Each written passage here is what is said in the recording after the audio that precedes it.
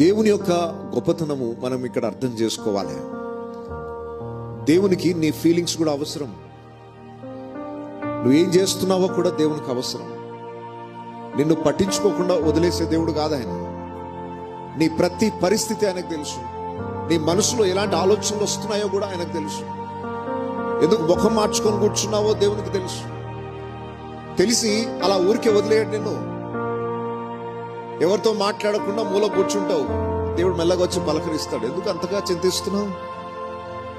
ఏం నష్టం జరిగింది? అంతగా నువ్వు కోల్పోయింది ఏంటి? నువ్వు అంత చింతించాల్సిన అవసరం ఏంటి అసలు అని నీ మౌన సమయాలలో నువ్వు ఒంటరిగా కూర్చున్నప్పుడు, లోపల సందిగ్ధతలో ఉన్నప్పుడు దేవుడే నేరుగా నీతో వచ్చి మాట్లాడతాడు. దేవుడు ఏ మానవుని ఊరికి అలా వదిలేయడు. వాళ్ళ బ్రతుకు వాళ్ళు బ్రతుకుతారు, వదిలేసి అని అనుకునే మనస్తత్వం కాదు దేవునిది.